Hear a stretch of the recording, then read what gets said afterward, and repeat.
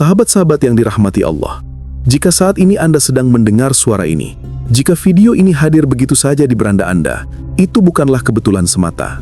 Dalam bahasa takdir, itu adalah undangan halus dari Allah, ajakan agar hati kita jeda sejenak, berhenti dari hiruk-pikuk hidup, dan kembali mendengar sesuatu yang mungkin sudah lama kita abaikan. Bahwa dalam hidup yang berat ini, ada satu amalan ringan yang mampu membuka pintu besar dari langit, salawat kepada Nabi Muhammad sallallahu alaihi wasallam. Allah memerintahkan kita dalam firman-Nya, sesungguhnya Allah dan para malaikat bersalawat untuk Nabi. Wahai orang-orang beriman, bersalawatlah kalian untuk beliau dan ucapkanlah salam dengan salam yang sempurna. Quran Surah Al-Ahzab ayat 56. Ini adalah satu-satunya perintah dalam Al-Quran yang dimulai bukan dengan wahai orang-orang beriman, tetapi dimulai dengan informasi bahwa Allah sendiri melakukannya. Saat Allah menyebutkan sesuatu, lalu para malaikat mengikutinya, maka itu berarti amalan tersebut memiliki kedudukan yang sangat agung. Dan ketika kita diminta ikut bergabung dalam arus kemuliaan itu, maka sebenarnya Allah sedang mengajak kita untuk ikut meraih limpahan rahmat-Nya.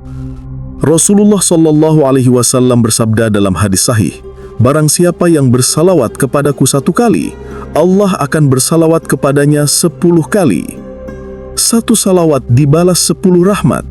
Rahmat yang menenangkan, rahmat yang memudahkan urusan, rahmat yang mengangkat derajat, rahmat yang mengubah kehidupan seseorang dalam cara-cara yang tidak disangka-sangka. Hadis lain menyebutkan, orang yang paling dekat denganku pada hari kiamat adalah yang paling banyak bersalawat kepadaku.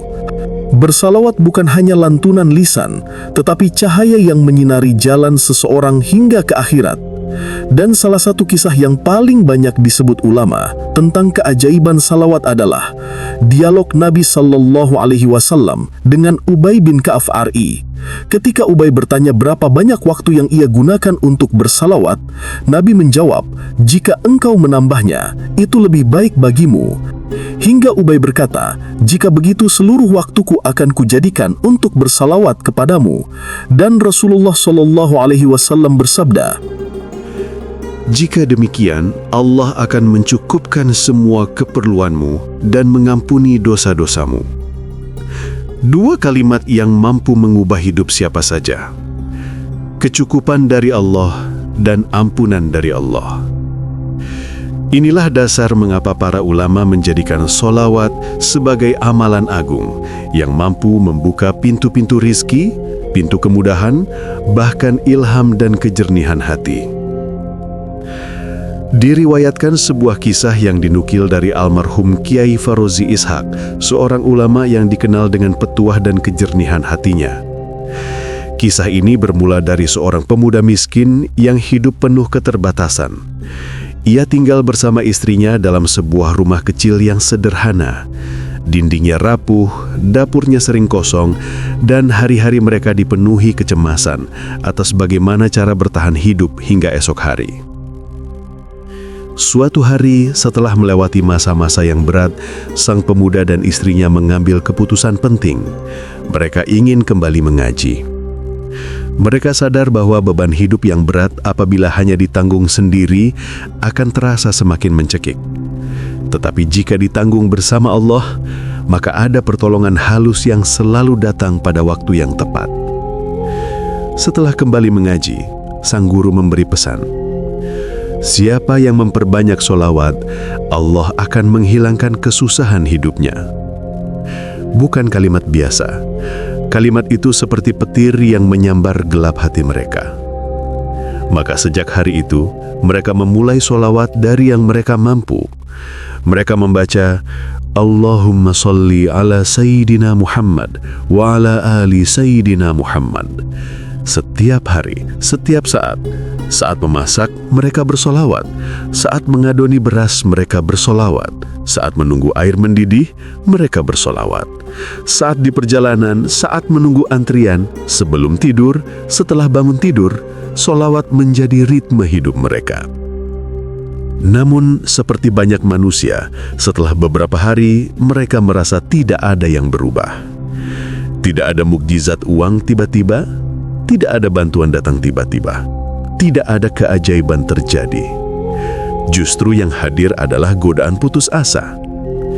Sang istri bertanya, "Mas, kita sudah bersolawat setiap hari, namun kok belum ada hasilnya?" Sang suami mengangkat kepalanya dan berkata, "Sabar sayang, istiqomah itu maraton, bukan sprint.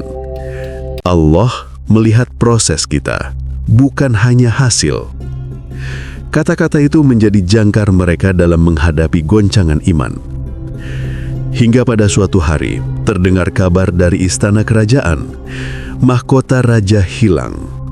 Raja mengumumkan bahwa siapa saja yang berhasil menemukan mahkota itu atau menunjuk siapa pencurinya, akan diberi hadiah yang sangat besar. Sang pemuda yang miskin itu nekat mendaftarkan diri. Bukan karena ia merasa hebat, tapi karena ia melihat kesempatan bertahan hidup. Ia mengajukan syarat. Setiap hari selama 7 hari, keluarga kecilnya harus menerima makanan sejumlah hari tersebut. Hari pertama 1 porsi, hari kedua 2 porsi, hingga hari ke-7 7 porsi. Raja menyetujui, namun raja juga memberikan syarat. Jika ia gagal menemukan mahkota dan pelakunya dalam 7 hari, ia akan dipenjara. Pemuda itu menerimanya tanpa ragu. Ia tahu resiko itu besar, namun ia niatkan ini sebagai nafkah untuk istrinya, sebagai bagian dari ikhtiar, bukan sebagai ambisi duniawi. Kabar keberanian pemuda itu menyebar hingga ke telinga para pencuri yang sebenarnya telah mengambil mahkota raja. Mereka mengirim mata-mata untuk mengintai tindakan sang pemuda. Lalu terjadilah sesuatu yang di luar dugaan. Setiap kali mata-mata datang, sang pemuda dapat menebak jumlah mereka dengan tepat. Ia berkata kepada istrinya, "Hari ini akan datang 3 orang." Dan benar, 3 orang datang.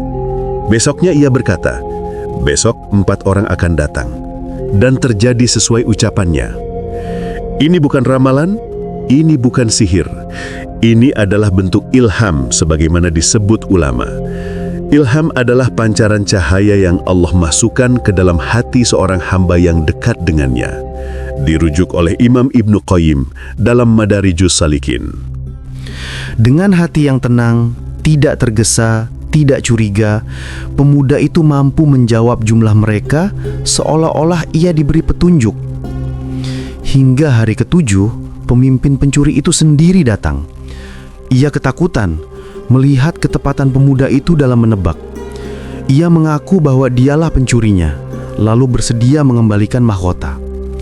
Sang pemuda dengan tenang menyerahkan mahkota itu kepada raja, dan hadiah besar pun ia terima. Rezekinya berubah. Pintu-pintu yang tadinya seperti tertutup rapat, tiba-tiba terbuka lebar. Namun, yang lebih indah adalah ini. Setelah kejadian itu, sang pemuda tidak berhenti berselawat. Ia menjadikan selawat bukan sebagai alat mendapat pertolongan, tetapi sebagai irama kehidupan, tanda syukur, tanda syahdu seorang hamba yang merasa selalu dekat dengan Tuhannya. Namanya kemudian terkenal. Banyak orang mengundangnya, banyak yang hormat kepadanya. Suatu ketika, ia diminta untuk memberikan khutbah Jumat. Namun ia tahu bahwa dirinya bukan orang yang fasih, bukan dai besar, bukan orator andal. Ia tetap maju ke atas mimbar. Ketika azan selesai, ia berdiri, memberi salam, lalu berkata, "Assalamualaikum warahmatullahi wabarakatuh. Mohon beri jalan di bagian tengah. Tolong kosongkan." Dalam hitungan 2 detik, jamaah membuka lorong panjang di tengah masjid. Seakan-akan mereka sudah tahu apa yang harus dilakukan. Sang pemuda turun lewat lorong itu, berjalan keluar masjid. Bukan karena ia ingin lari dari amanah, namun karena ia jujur tentang dirinya. Dia tidak mampu berkhutbah. Justru tindakan itu membuat orang-orang semakin menghormatinya. Mereka melihatnya sebagai sosok tawaduk, tidak memaksakan diri, tidak mencari popularitas. Kejujuran seperti itu langka, dan kelangkahanlah yang membuatnya disukai manusia. Begitulah cerita ini berakhir dengan pengingat yang sangat dalam, bahwa selawat adalah amalan ringan yang mampu mengangkat derajat seseorang.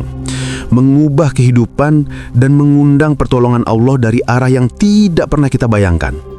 Amalan salawat tidak menjanjikan hasil instan, tetapi ia menjanjikan sesuatu yang lebih besar daripada sekadar hasil cepat. Kedekatan hati kepada Allah, dan hati yang dekat kepada Allah akan diberikan jalan keluar bahkan sebelum masalah itu datang. Allah berfirman, "Barang siapa bertakwa kepada Allah, niscaya Dia akan memberikan jalan keluar baginya dan memberinya rizki dari arah yang tidak disangka-sangka." Quran Surat At-Talaq ayat 2-3. Salawat adalah salah satu bentuk takwa itu, cinta kepada Nabi SAW yang melahirkan cinta kepada Allah. Dan siapa yang hatinya dipenuhi cinta kepada Allah, maka Allah memperjalankannya menuju kebaikan yang tidak ia duga. Dari dapur yang kosong menjadi meja makan yang penuh. Dari ancaman penjara menjadi hadiah besar. Dari kesempitan hidup menjadi kelapangan nama baik. Dari ketakutan menjadi pemberani. Dari keraguan menjadi keyakinan. Semua itu berawal dari amalan yang begitu ringan. Allahumma sholli ala Sayyidina Muhammad.